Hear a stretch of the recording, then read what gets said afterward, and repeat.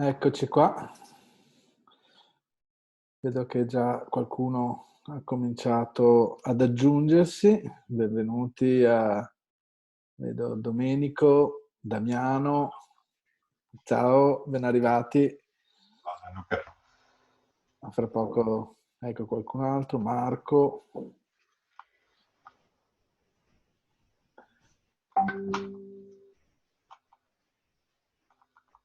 Allora vediamo che c'è in waiting room qualcun altro. Ecco Marco, Luca.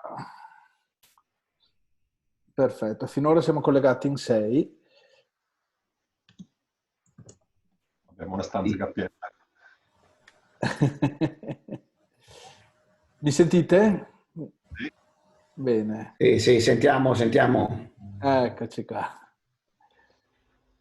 Allora, Andrea, intanto sto man mano che le persone accedono, le autorizzo. Intanto, beh, benvenuti, mi fa piacere che questo esperimento di videoconferenza da casa, visto che bene o male un po' tutti siamo così costretti a casa, a parte chi ovviamente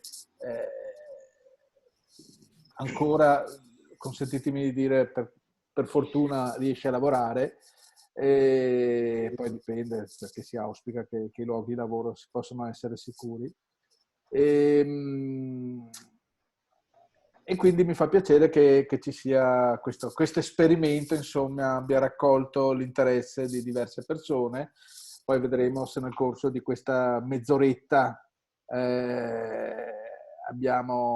riusciamo come dire, a trovare delle linee. Vedo che qualcuno non ha, accede solo senza microfono, senza videocamera. Se vuoi metto la videocamera, non c'è No, problema. no, per me è lo stesso come È lo volete. stesso. L'importante è che ognuno partecipi come meglio crede. Come va Marco, Venezia? Tutto bene, tutto bene. Io sono su una parte di Venezia, poi ancora più tranquilla perché abito a Sant'Elena, Ah, quindi è abbastanza fuori dal centro e allora è ancora più tranquilla di tutto il resto. Comunque, oggi buon compleanno, tra l'altro, perché cos'è il 1599esimo anno di Venezia, Auguri. la fondazione di sì. Venezia, quindi tanti auguri. Sì, è vero.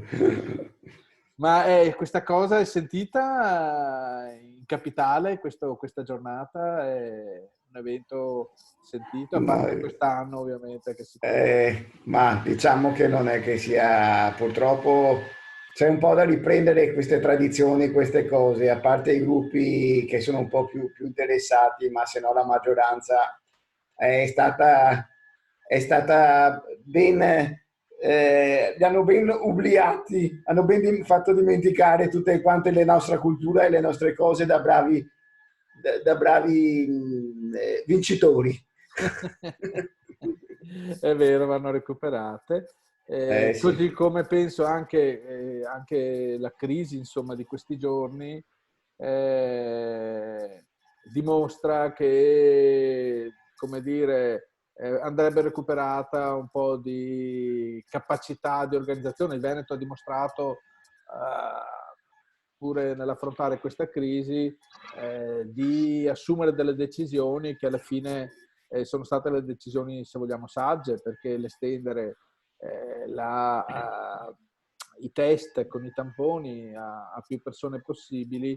sicuramente possiamo dire che è stata una scelta corretta. Anzi, probabilmente, se ci ricordiamo, avrebbe potuto essere una scelta ancora più corretta, perché l'Università di Padova, proprio guidata, cos'è il Dipartimento di biologia molecolare, mi sembra, guidato proprio da Crisanti, che è quello che ha rilasciato anche le interviste recentemente sulla situazione sul coronavirus. Se vi ricordate, aveva anche proposto l'Università di Padova fin dall'inizio di cercare di coprire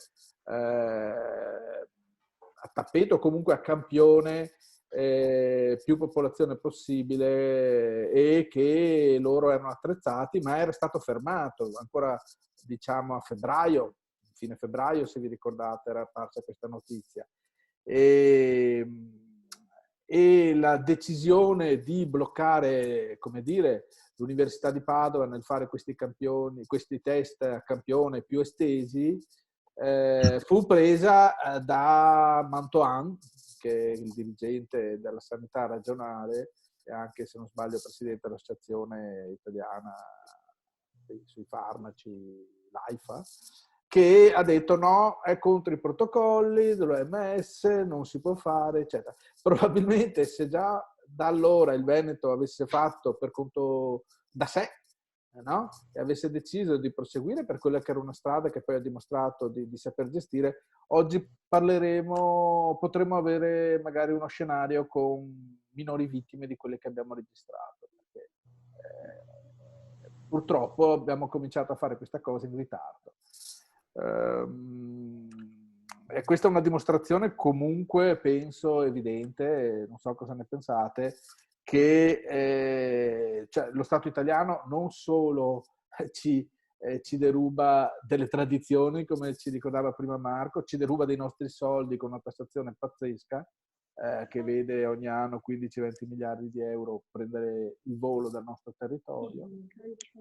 Ma oggi anche ha dimostrato, ecco anche Rossano, ciao Rossano, oggi ha dimostrato in questi giorni, in queste settimane, di attentare anche alla nostra vita, perché è incredibile la quantità di disorganizzazione, incapacità, irresponsabilità, incoscienza che è stata dimostrata di giorno in giorno con decisioni che talvolta rasentano l'assurdo, insomma, con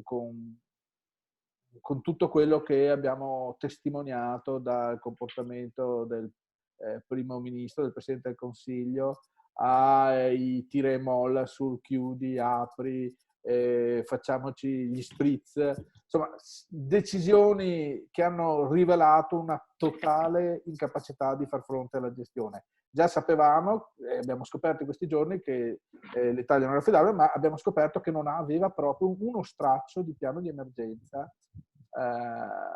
per affrontare le crisi da epidemie.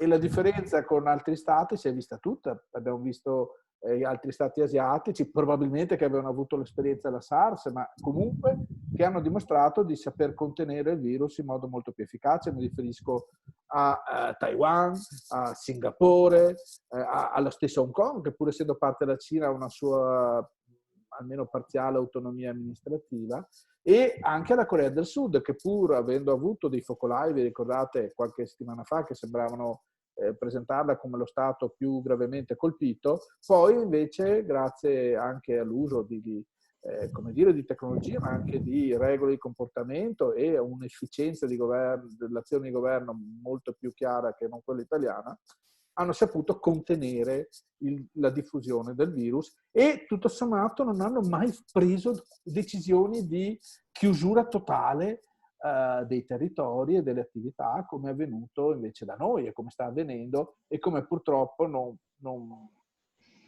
con ogni probabilità avverrà ancora, perché questa un po' sembra essere l'andazzo generale. Non so cosa ne pensate voi, che idee che vi siete fatti, ma insomma quello che in sintesi a me sembra di dimostrare è che l'indipendenza sta cominciando a diventare ormai una questione non più solo economica, ma proprio di vita o di morte, perché l'Italia ci fa male, l'Italia ci uccide, come ha dimostrato in questi giorni, in queste settimane. Sì, no, secondo me non serviva questo per Giancarlo da un pezzo, no?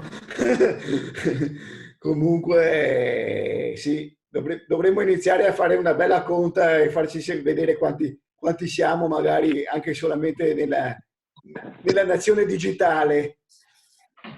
Sì. Ecco, vedo che siamo già una decina abbondante, adesso non ho visto il numero, qualcuno anche ci saluta via chat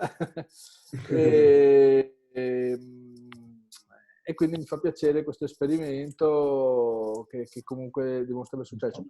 La durata sarà breve perché comunque abbiamo attivato in fretta e furia lo Zoom, quello beta, quello gratuito, però se vediamo che va, possiamo anche attivare quello premium che non ha nemmeno le limitazioni di tempo di questo. Da 2 giorni Zoom ci ha fatto una gift ed è illimitato. Anche come durata? Sì. No, come partecipanti sapevo che non era un problema, anche come durata, bene, perfetto. Per cui vediamo insomma se riusciamo sì. ad avere questa estensione. Insomma, cosa ne pensate di questa situazione? Mi piacerebbe sentire anche qualcun altro tra i vari partecipanti che si sono collegati.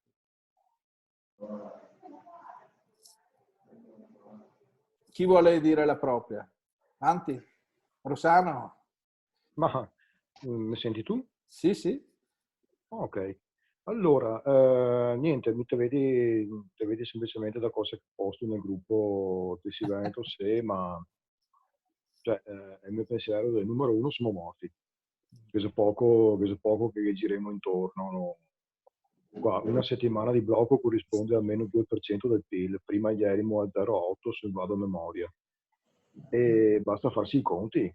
Non so dove chi pensa di tirar fuori tutti i soldi che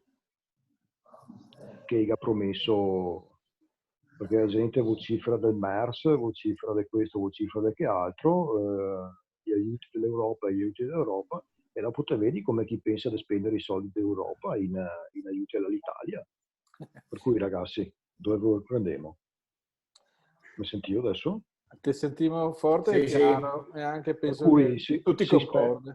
Si spera che i tedeschi ne dagano ancora una mano, tedeschi, francesi o chi per essi, o i finlandesi, penso ai finlandesi.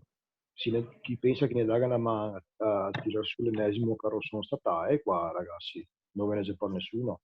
Numero 2, dico una roba semplicemente, mi trovo a scontrarmi con un branco mi perdonarà, ormai non so neanche più come chiamarli, di gente che non usa il cervello.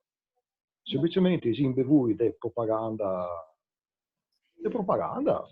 Cazzo, mi pare di essere sotto il Duce o sotto Stalin, che questi qua si beve tutto l'impossibile, cioè ha una visione estremamente selettiva dei suoi interessi, e interessi che chi si beve va contro il proprio interesse personale, e questo non riesce a capirlo.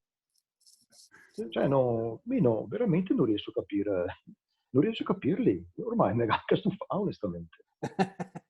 Sì, purtroppo stufa anche perché quando come si dice, i risultati va ad intaccare la stessa sopravvivenza, la salute, uno comincia a stufarsi veramente, perché dice vabbè che te me derubi, vabbè tutto, ma adesso anche te me costringi a passare gli ultimi giorni della mia vita sarà dentro una stanza ospedale senza vedere nessuno, senza neanche un funerale, cioè, veramente non te più neanche la pazienza queste persone. Finché c'era il tifo partitico, uno capisce e dice vabbè, i tifosi come squadra di Bayern, sì, viva Juve, forza Inter, esatto, però quando che comincia a essere veramente autolesionista. C'è Gianluca Busato. Chi sai che si entra? Avevo che te mi dito? C'è qualcuno che ci sta salutando, non capisco chi sia in questo momento.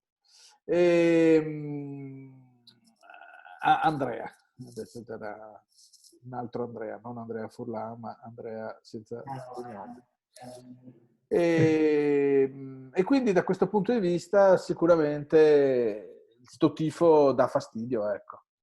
Dà fastidio perché ti dici, insomma, a parte che è illogico, non ti puoi portare tutti gli argomenti che te vuoi, tutti i numeri che te vuoi. No, ma sei una fede religiosa. Fede religiosa, sì, impressionante.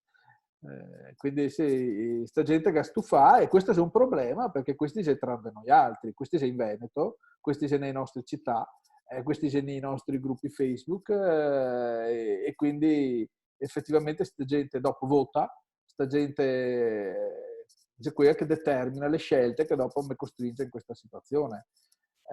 E sarà ben trovare delle strategie, penso, per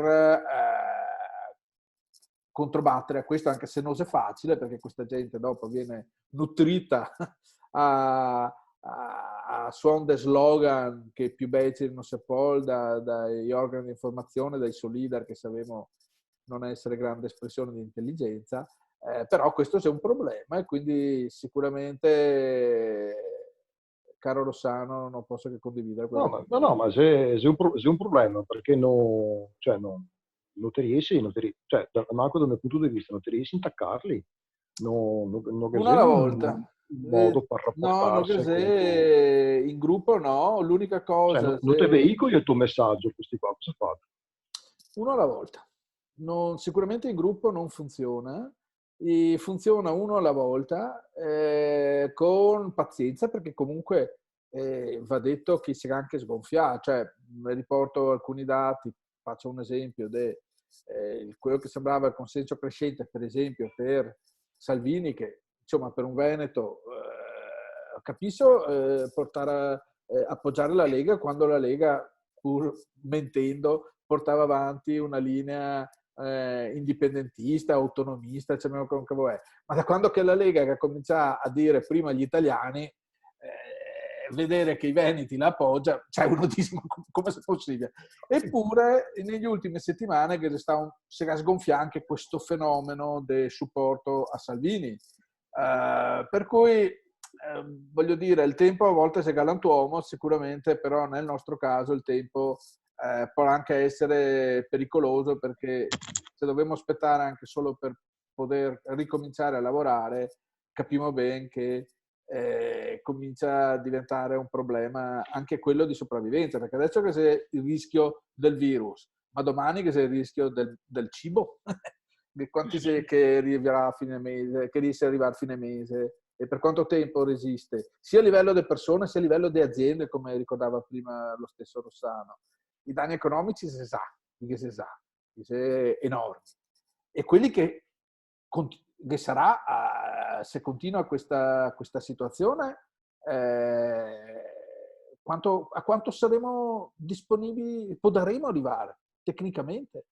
Insomma, a parlare di cose del 31 aprile, secondo me, già arriva verso la prossima settimana è tardi. Figurarsi arrivare al 31 aprile, ti sei morto, veramente ti sei morto.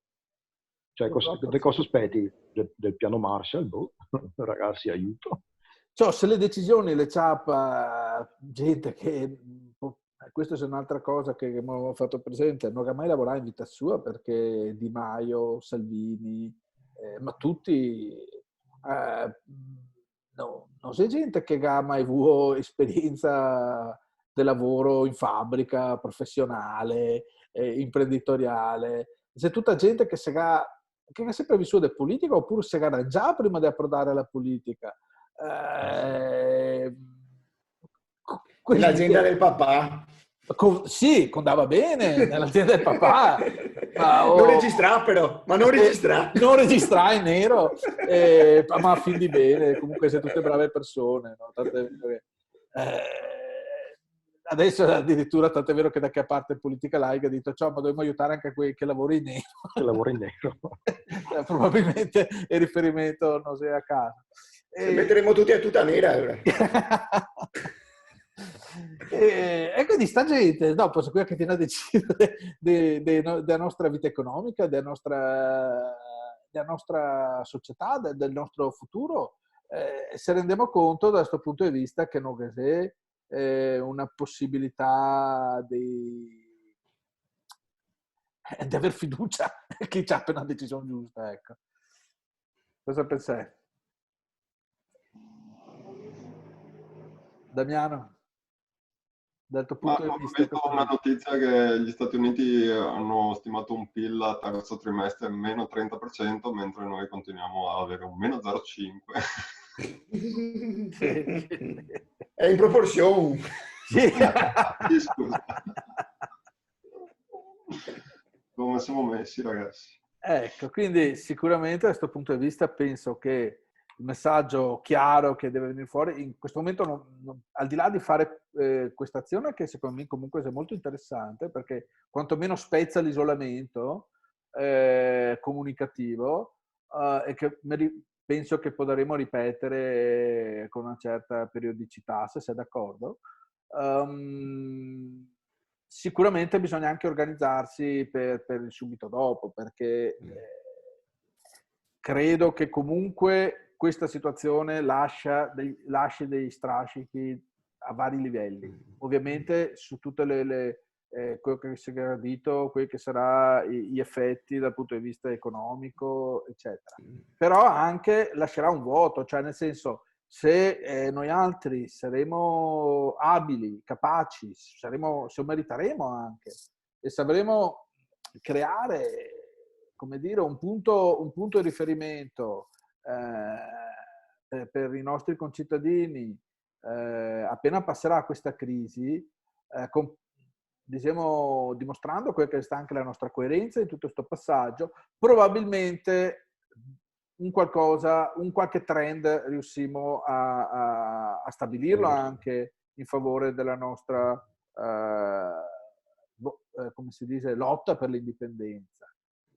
Mi credo che ormai la dimostrazione sia stata così plateale, c'è anche gente che magari non aveva mai pensato male dell'Italia, dello Stato italiano. Vabbè, tanti ce l'ha sul balcone, chi canta Lino De Mameli, ma che ne c'è tanti che veramente che ha cominciato ad avergene lo scatto ed è più di questa gestione, perché probabilmente che supera anche le sue peggiori previsioni. Ecco, su quelle persone, se noi altri saremo abili, sapremo, come dire, accreditarci come interlocutori, secondo me qualcosa può cambiare, perché mai come adesso la questione dell'indipendenza diventa strategica. È chiaro che bisogna dirla, cioè dal mio punto di vista che c'è anche una criticità. In questo momento l'indipendenza è tecnicamente ancora più difficile da ottenere, perché in un momento di crisi sanitaria come questa tutti guarda l'autorità costituita per definizione, cioè, da un certo punto di vista è anche giusto, perché è chiaro che la prima autorità è quella sanitaria e ovviamente l'autorità sanitaria risponde al potere politico, all'autorità costituita. Quindi in questa fase sicuramente siamo noi altri primi a dirlo, bisogna seguire quelle che sono le indicazioni delle autorità sanitarie. Però bisogna anche cominciare con forza, e questo è un esempio, a dire attenzione, questo Stato italiano è quello che alla fine ha contribuito a creare un numero di morti così elevato. Cioè la responsabilità è dello Stato italiano e dei politici, ovviamente, senza distinzioni, dei vari partiti, che ha permesso che questo avvenisse, che anzi ha facilità che questo avvenisse.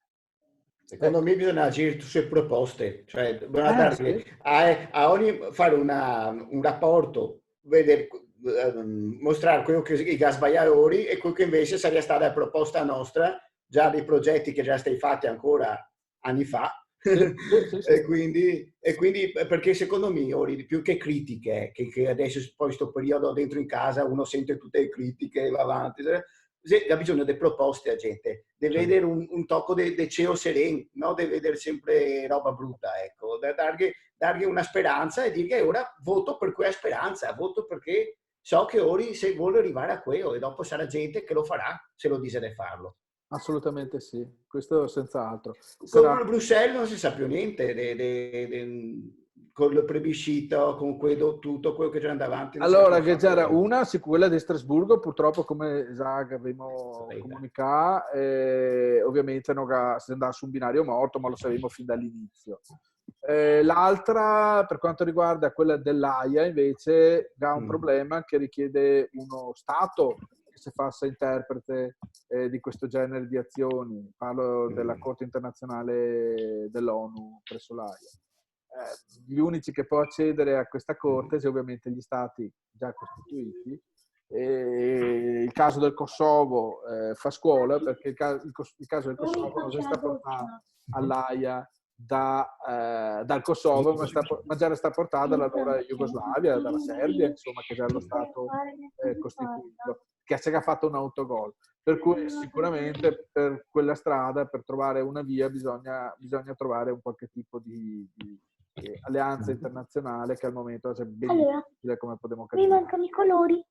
Vorrei. Quindi sicuramente non si prescinde dal metodo classico politico-elettorale, cioè questa è la base per qualsiasi possibilità del successo di una lotta indipendentista. Come, tempi, modalità, quello è tutto da costruire, perché sappiamo che l'Italia non è certamente uno Stato. Puntare sul discorso del rispetto del diritto del popolo veneto, cioè come popolo veneto che si sa che è anche nella nostra Costituzione, far valere i diritti del popolo veneto, quindi la lingua... Attraverso l'autodeterminazione. Sicuramente che se poi delle battaglie minori, che quelle va sempre bene se si porta avanti, come dire, parziali, ben venga che si ottenga delle vittorie su ogni fronte, però è chiaro che se invece parliamo di indipendenza, al momento, e anzi sempre di più, la via è quella dell'autodeterminazione. È chiaro che perché che sia autodeterminazione ti deve avere un appoggio, un consenso che sia vastissimo, e quello va costruito col tempo, con la pazienza, con la competenza, con gli strumenti. Non stiamo a preoccuparsi perché i processi, quando che si innesca, sembra lenti, sembra difficili, ma nel momento in cui c'è un trend positivo, dopo sono molto veloci a crearsi. Abbiamo visto negli stati che si sono resi indipendenti, mi viene in mente la Slovenia, che prima dell'88, 87, 88, 89 non ha mai avuto una voce a favore dell'indipendenza. Dopodiché si è cominciato a formare il primo partito, le prime voci, e queste si diventate il nucleo di catalizzazione, attraverso cui tutto il quadro politico, anche quelli che altri partiti si è cementato, e rapidamente nel giro di un paio d'anni si arriva all'indipendenza. E un po' questo è un fenomeno che in forme diverse, ma accomuna un po' tutti i paesi che ottengono l'indipendenza. C'è una minoranza che porta avanti la questione. Questa minoranza per un tempo più o meno lungo resta tale, in forma più o meno invisibile, dopodiché comincia ad avere, come si dice, una sua dimensione interessante, fino a che, o perché cresce questa minoranza al punto che diventa una maggioranza relativa o assoluta, quello che sia, o perché ha la capacità di diventare il centro di aggregazione di tutto il quadro politico, però a quel punto il cambiamento è velocissimo. E questo è la strada che penso anche per il Veneto. Bisogna fare un partito tipo su Tirolo e Fospartae, qualcosa del genere, per avere più catalizzare o no? Quello è uno strumento, o abbiamo già, nel senso che abbiamo già le organizzazioni del plebiscito.eu, del Veneto sì e quant'altro, dopo ce n'è anche altre nel territorio, ma quello è secondario. Quello che è importante fare, come ti dicevi prima Marco, riuscire a incanalare una serie di proposte di consenso, creare quello che sia un manifesto fondamentalmente, quello che sia una idea che se comincia a essere appoggiata prima da una parte minoritaria, ma comunque significativa. Noi altri al momento non siamo quasi neanche significativi, diciamo, in termini di rappresentanza, o meglio, che sia una parte che ne conosce, sa quello che abbiamo fatto, però in questo momento non ne considera un'opzione, no? E che si sa un qualcosa di importante, perché ripeto, rispetto a quello che si faceva 10 anni fa, abbiamo fatto dei passi in avanti enormi. 10 anni fa l'indipendenza non c'era nulla. Adesso siamo comunque quelli che ha fatto il referendum, siamo comunque quelli che ha portato l'attenzione di tutto il mondo sulla questione veneta. E quindi è chiaro che bisogna solo avere la pazienza, la forza, la lungimiranza, la determinazione di incanalarlo in un percorso che trova il consenso delle più persone, finché questo diventa tale, o per l'autorevolezza, la qualità della proposta stessa, o perché il quadro si va a sfasciare molto rapidamente. Questo può essere uno scenario da qua a breve che ne riguarda, e ti resti il punto, l'unica lampadina in pisada. A quel punto il popolo, la gente te va da te.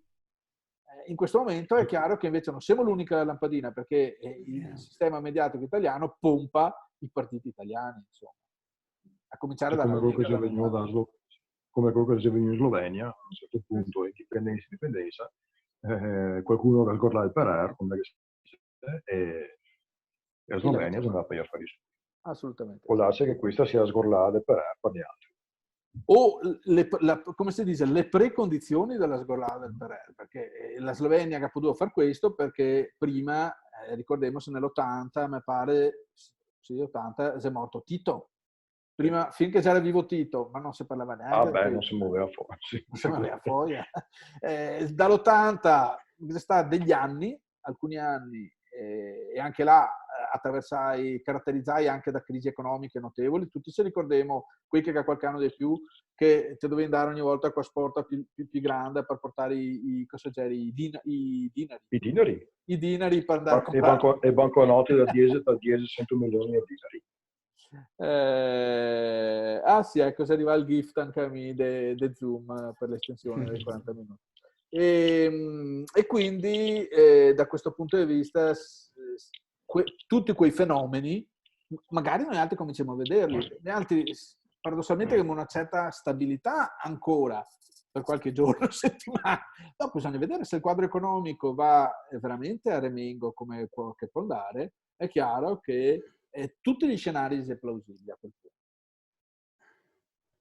E da una parte non è tanto auspicabile, nel senso che proprio perché la gente ha bisogno di schede, di ciapparsi subito, però da una parte penso che questa situazione abbia reso l'idea di quanto fragili si è.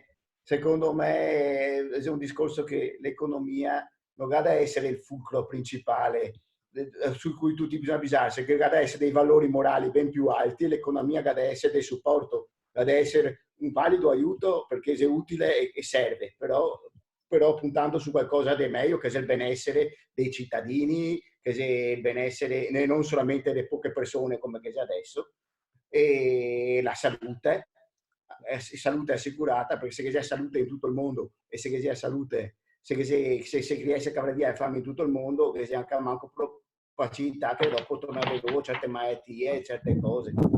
Assolutamente. Assolutamente. Se c'è qualcun altro dei ospiti che vuole parlare, perché siamo più o meno in 3-4. Sì, facciamo parlare qualcun altro. Dai. Silvio vedo che non ha il microfono, che non funziona. Anche Domenico, mi sembra. Comunque se qualcun altro ha il microfono che funziona o che vuole dire qualcosa, ben volentieri, insomma, ecco, siamo qua. Se mi senti, sono Luca. Ciao Luca. Ciao, diciamo da distante. Mi sono iscritto. È una bella storia questa qua. Mi facciamo dalla Val Mesolcina, Canton Grigioni, Svizzera. Che bello! Mi sono scappato via. Mi sono nato a Verona, sono stato lì a Verona negli anni 90, dopo mi sono trasferito a Bergamo, ho lavorato a Bergamo un bel po' di anni e dopo ho deciso di fare le valise. Quel che volevo dirvi, allora, prima ho sentito parlare della Südtiroler Volkspartei, la Südtiroler Volkspartei è esattamente come la Lega, è quella che l'ha tolto in giro i tirolesi, sudtirolesi. Difatti mi conosco la Eva Klotz che l'ha fondata. Vabbè, a parte questo è un discorso. Allora, perché volevo dirvi che quel che è interessante è che il Canton Grigioni comprendeva tutta la Valtellina fino al 1797, quando arriva il farabutto di Napoleone. E voi altri sapete che San Marco de Sora alla Val Brembana, ai confini appunto con la Valtellina, e da San Marco, che era la dogana nostra, dei confini con il Canton Grigioni. Allora, la storia della Serenissima la viene insegnata nella scuola dell'obbligo a tutti i musei del Canton Grigioni, a tutti i scolari del Canton Grigioni, e la viene portata in massima rilevanza e conoscenza, perché i rapporti per 4 secoli sono molto importanti dal punto di vista commerciale. Difatti il Canton Grigioni sta sempre, diciamo, i rapporti molto amichevoli e molto importanti. Ti servono colori verde? Non so se sto dicendo delle perché mi tocca. Sì, vai, che c'era Rossano che parlava con i fiori, ecco. disattivato. E allora mi voleva dirvi che sono con voi altri se qualcosa si muove, se no mi tocca stare qua e andare qua. Però da qua mi seguo continuamente, nel senso che ho fatto anche propaganda, ho cercato di portare la nostra questione a conoscenza qua con la gente. Dopo quel che vede bene qua è che parla tutti quanti in lingua naturale, che tra le altre un lombardo diciamo insubre, simpatico, facilmente comprensibile, e mi riesco facilmente a intendermi con la popolazione locale. Loro mi parlano col suo, mi rispondo con me veronese, e l'integrazione e una facilità di entrare in comunicazione con la gente veramente importante, tirando via quel che è la lingua franca, cioè l'italiano, che sarebbe la lingua ufficiale, perché questa è una delle tre vallate del Canton Grigioni, diciamo che lei si chiamerebbe italofone, in realtà sarebbe vallate lombardofone, perché vi assicuro che parla veramente in lingua naturale, in lingua franca.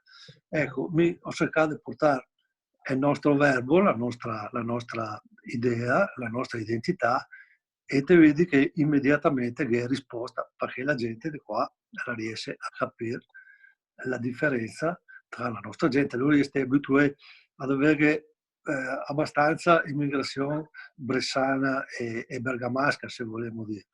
E quindi lui riesce facilmente a distinguere, diciamo, la provenienza geografica e si rende conto appunto di determinate similitudini che è il carattere della nostra gente e invece gente che viene da un po' più distante, diciamo, tra virgolette. Ecco, tanto per capirsi. Non so se vi ho contato delle robe. Comunque molto interessante. Ecco, mi penso che questa sia veramente, al di là di tutta la faccenda che giustamente ti dicevi prima, che in questo momento qua mi sono anche medico, vi dico la roba come le sta. In realtà ho sempre fatto dentista, però mi sono laureato in medicina e chirurgia, sono anche medico.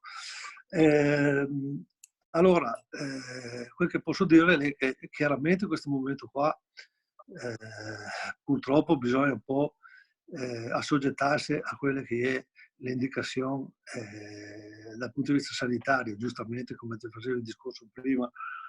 Però penso che alla fine di questo percorso, alla fine di questo periodo, che sia veramente l'occasione di dare un'accelerata a quel processo che stiamo da tanto tempo aspettando che possa avviarsi, perché penso veramente che sarà le condizioni anche dal punto di vista economico e mentale perché la gente la possa anche avere nel zio.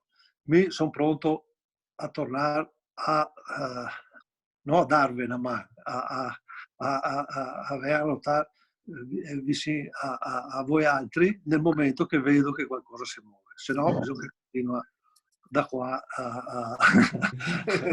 Grazie Luca. Ecco, no, grazie a voi, altri tutti. Saluti. Allora ragazzi, qua un po' questo esperimento che abbiamo fatto, come orario siamo dato questa mezz'oretta, direi che è andata bene. Qualcuno che parla, una metà che parla e una metà che solo assistire. Spero che per tutti sia stata l'esperienza. E sicuramente la ripeteremo. A questo punto magari anche proveremo ad allungare il format. Cosa vi pare? Sei d'accordo nel ripetere l'esperienza? Perfetto. Ok, certamente. Ok. Allora ragazzi, buon compleanno ancora a Venezia e viva San Marco. Grazie. E forza e viva tutti i Veneti. E viva tutti i Veneti nel Veneto e in tutto il mondo. Stai in salute, mi raccomando. Un saluto a tutti. Ciao. Saluti. Grazie. Ciao. Ciao. Ciao. Ciao.